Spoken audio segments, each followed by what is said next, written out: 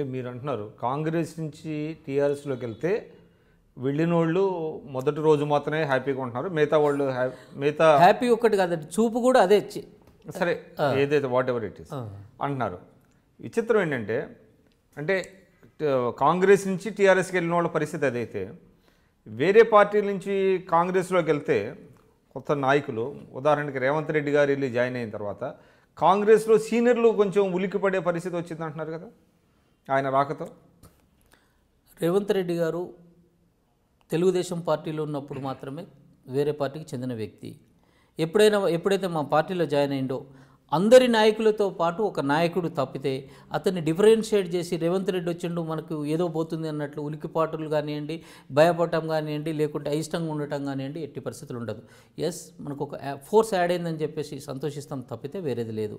ఇంకొకటి, వేరే పార్టీ లెక్క నియంతృత్వ పోకడంటే మీరు ఉన్నట్లు అయిష్టంగానైనా కానీ మనం బయటకు చెప్తే మనకేడా మనుగడ ఉండదు అని చెప్పేసి బయటకి విమర్శించకుండానో లేకుంటే అబ్జెక్షన్ రేజ్ చేయకుండానో ఉంటుంది వేరే పార్టీలలో. కానీ కాంగ్రెస్ పార్టీలో బాహాటంగా ఈవెన్ మా పార్టీ అధ్యక్షురాలని కూడా విమర్శించినటువంటి సందర్భాలు ఉన్నాయి. కొన్ని సందర్భాల్లో అంత స్వేచ్ఛ ప్రజాస్వామిక యుతంగా ఉన్నటువంటి మా పార్టీలో రేవంత్ రెడ్డి మీద ఒకవేళ అటువంటి భావన ఉంటే ఖచ్చితంగా బాహాటంగా రాహుల్ గాంధీ గారికి చెప్పేటోళ్ళు, ఆయనకి ఇక్కడ చాలా దగ్గర సంబంధాలు నాటి కొప్పులరాజు గారితో చెప్పేటోళ్ళు, లేకుంటే మా అధ్యక్షుల వారితో చెప్పేటోళ్ళు.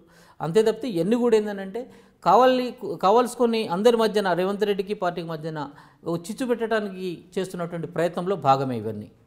అంటే అందరూ ఎవ్రీబడి ఈజ్ హ్యాపీ అంటే ఎస్, ఖచ్చితంగా we are all happy, we are all one. మేమందరం సమిష్టిగా ముందుకు పోతాం తప్పితే ఒకళ్ళు ఒక తీరు ఒక వైపు ఇంకొక వైపు పోయే ప్రసక్తి లేదు. ఈ మధ్య మీరు చూస్తున్నారు ప్రెస్ మీట్లలో అంతా కూడా గాంధీ భవన్లోనే నడుస్తుంది. మా అందరికీ ఇల్లు అంటే గాంధీ భవనే.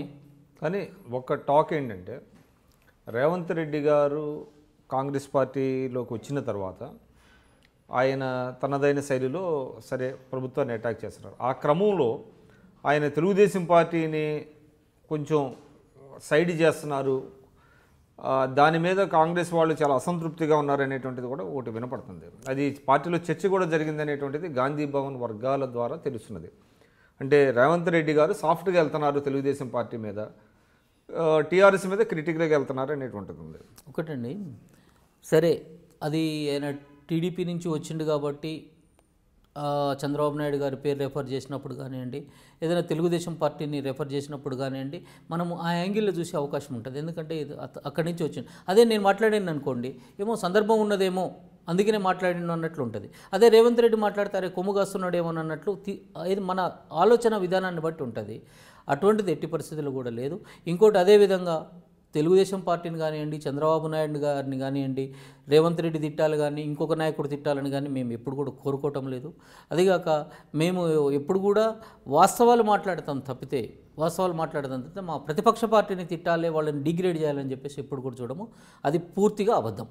అటువంటి అంటే ముఖ్యంగా అంటే తెలుగుదేశం పార్టీ కానివ్వండి, మిగతా పార్టీలను కానీ, అంటే టీజేఏసీని కానీ ఒక తాటి మీదకి తీసుకొచ్చే ప్రయత్నాలు ఏమైనా జరుగుతున్నాయా? అంటే ఇప్పుడు ఆయన చాలా స్పష్టంగా చెప్పారు రేవంత్ రెడ్డి గారు, గతంలో ఏ కాంగ్రెస్ లీడర్ కూడా చెప్పలా, ఏంటంటే కేసీఆర్ వర్సెస్ మిగతా పార్టీలు అనేటువంటి దీంట్లో ఉన్నారు. అంటే ఆ లైన్లోనే మీరు అంటే కాంగ్రెస్ పార్టీ థింక్ చేసి కొంచెం తెలుగుదేశాన్ని కలుపుకోవడానికి మిగతా పార్టీలని, బీజేపీని, సరే బీజేపీ ఎటు తిరిగి మిత్రపక్షంగా ఉంది తెలుగుదేశానికి, కాబట్టి వీళ్ళందరినీ కూడా కాంగ్రెస్ కలుపుకునే అవకాశం ఉందంటారా వర్సెస్ టీఆర్ఎస్ మీద ఫైట్ చేయడానికి? అంటే ఇంతవరకు అయితే అటువంటి ప్రస్తావన కానీ అటువంటి చర్చలు కానీ ఏం కూడా జరిగిన సందర్భం లేదు.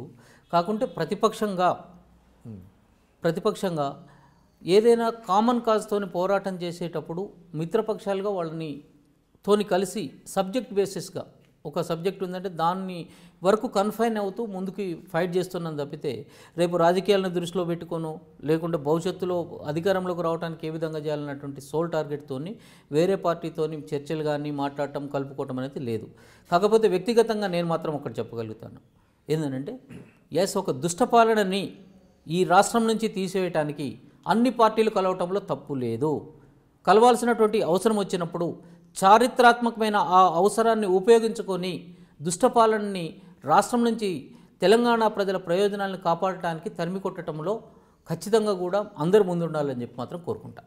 మీరు చూస్తున్నారు ఐ డ్రీమ్ న్యూస్ని. మీరు చూస్తున్నది ఐ డ్రీమ్ న్యూస్. అంటే కళలని నిజం చేస్తూ ప్రజలకి నిజాలని కళల ద్వారా తీసుకొచ్చే ఐ డ్రీమ్కి మై బెస్ట్ విషెస్. మీరు చూస్తున్నది ఐ డ్రీమ్ న్యూస్. మీరు చూస్తున్నారు I dream channel. For more videos, please subscribe I Dream. మరిన్ని వీడియోల కోసం ఐ డ్రీమ్ని సబ్స్క్రైబ్ చేయండి. Please subscribe I dream. And I'm very much satisfied with the way interview went on. Kindly subscribe to I Dream. For more videos, subscribe to iDream. And loads of fun entertainment and content. Do watch iDream.